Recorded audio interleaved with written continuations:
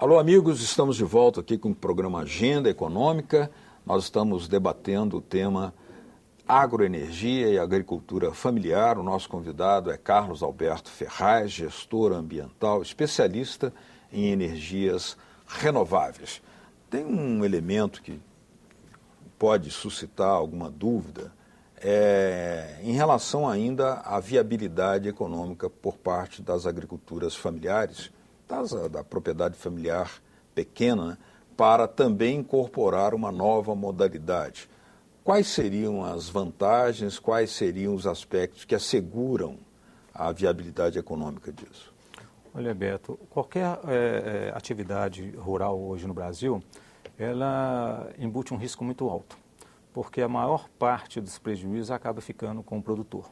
Uhum. No caso, quando ele produz energia, principalmente no caso do álcool, o que acontece? O álcool é um produto que ele não tem validade, ele não perde. Se você produzir hoje e tiver que guardar, ou por um preço melhor, você pode guardar, entendeu? E a demanda é cada vez maior, porque ele é um combustível renovável. Então, se o pequeno produtor ele tem também essa viabilidade de produzir o álcool, ele continua com os seus afazeres das suas plantações, de cuidar do seu gado, de tirar seu leite. E essa parte do álcool, ele vem a complementar. Uhum. Então, se as outras atividades tiverem algum colapso, ele tem certeza o quê? Que o álcool é o que vai dar a sustentabilidade no negócio dele, porque tem demanda e um preço também que vai não tem nenhum produto que ele poderia utilizar numa área pequena, no caso do projeto Unigé são 10 hectares, que bate um preço de venda do álcool, mesmo com os impostos. Agora, se nós pensássemos nessa modalidade de produção do etanol através de microdestilarias, eu lembro aqui o saudoso professor Bautista Vidal, que esteve muitas vezes aqui nesse estúdio explicando essa questão, seria necessário também a existência de um instrumento de Estado para definir uma política estratégica, já que o mundo tem grande necessidade de caminhar para a renovação da energia, né, para energias renováveis, e nisso o Brasil poderia dar uma grande contribuição, já que tem vantagens que, comparando com outros países, eles não têm. Mas aí, sem o Estado presente, através de uma empresa, uma secretaria, não seria isso necessário? Sim. Nós tivemos há um tempo conversando a respeito da EBA, a criação da EBA, que é a Empresa Brasileira de Agroenergia.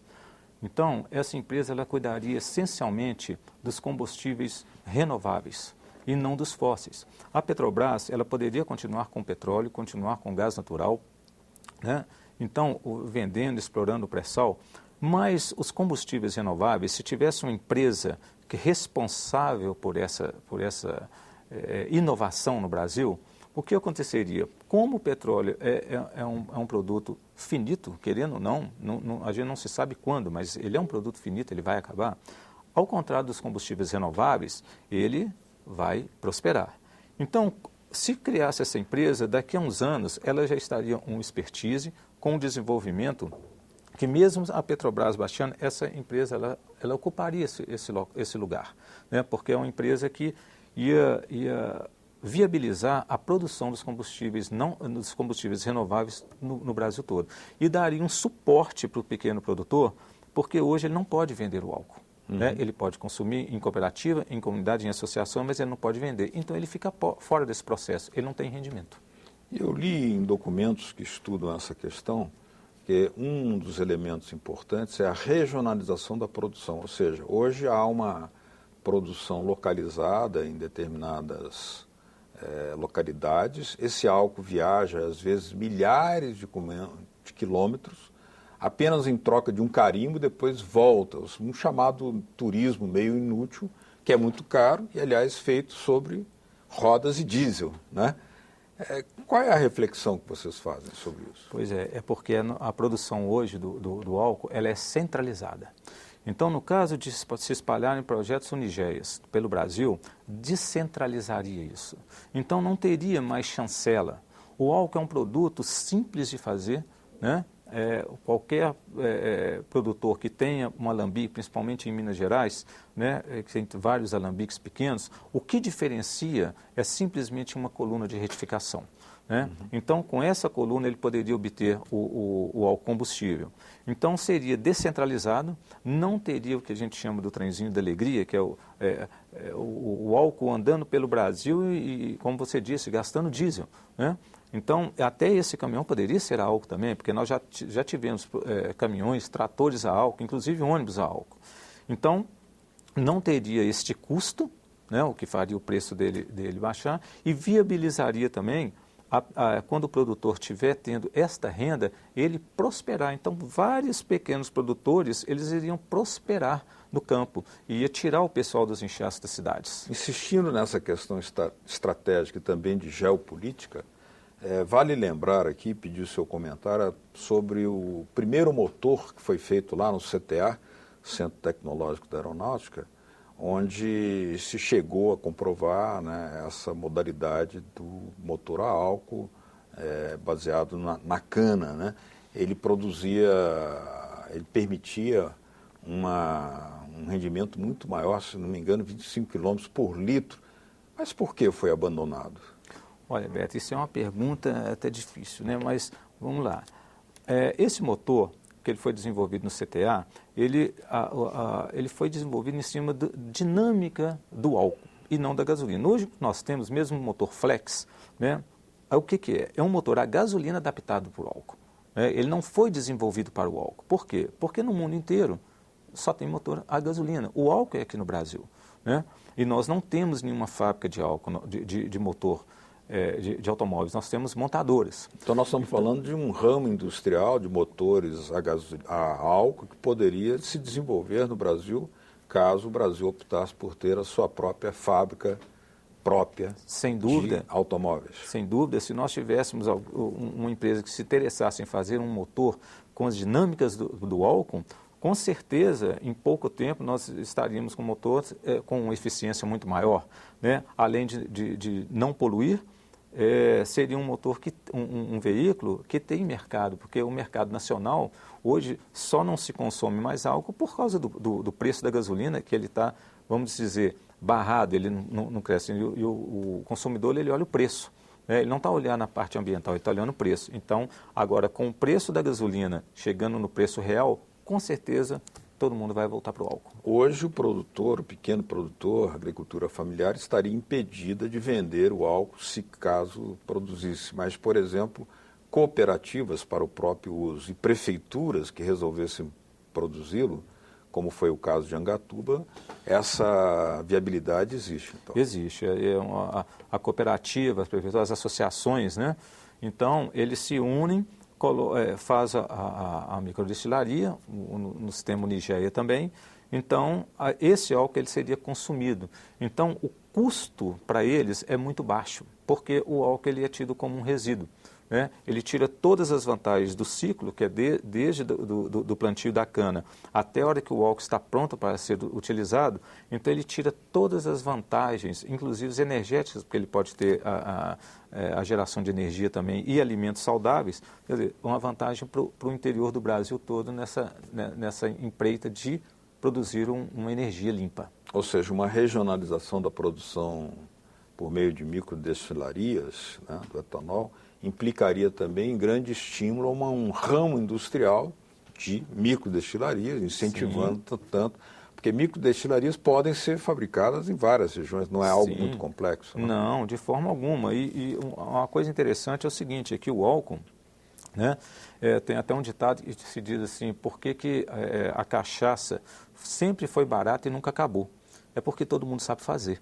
Né? Então, esse álcool combustível, né, e podendo ser utilizado para gerar energia também, é muito simples, qualquer produtor rural tem condição de operar uma microdestilaria, e digo mais, é mais fácil fazer o álcool do que fazer uma cachaça. Agora, comparando com outras energias renováveis, que é também sua especialidade, energias renováveis, a vantagem em relação à biomassa, em relação às outras, pode ser medida concretamente, por exemplo, em relação à energia eólica, em relação à energia solar para pequenas localidades ou para cidades, o que é possível fazer?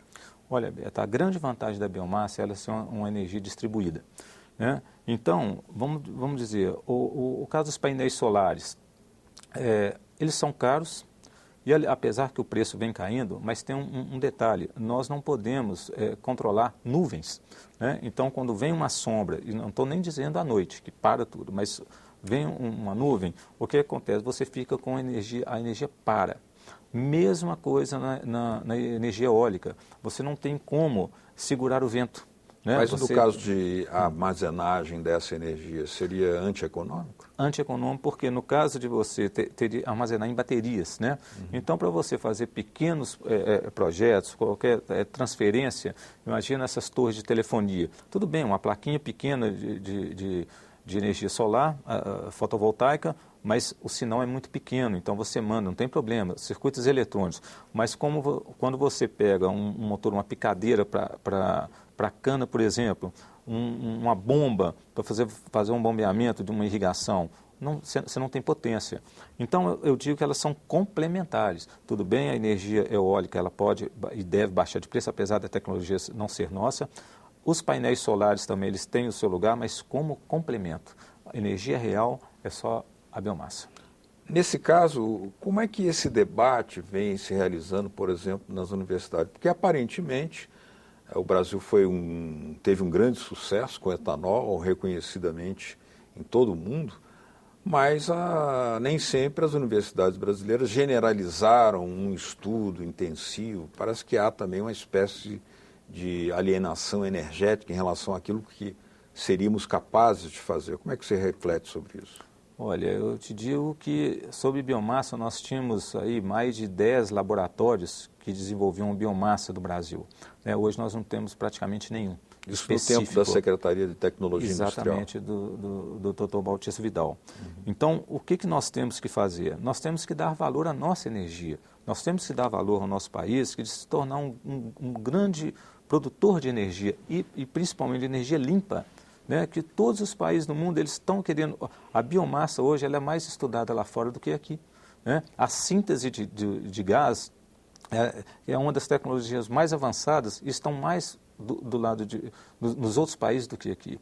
Então, nós temos que retomar esse conhecimento, principalmente nas universidades, né? Estudar mais os engenheiros florestais, né? Os biólogos, né, os gestores ambientais, nós temos que dar força para a nossa energia, porque ela é energia limpa, democrática e principalmente renovável. Né? Você identificaria alguma espécie de construção de mitos ou de bloqueios culturais que tentam dificultar o debate em torno da biomassa e de soluções como da microdestilaria? Olha, Beto, é muito simples. Se a gente falar hoje com alguém de lenha, né, a pessoa fala assim, mas isso é muito atrasado. Né?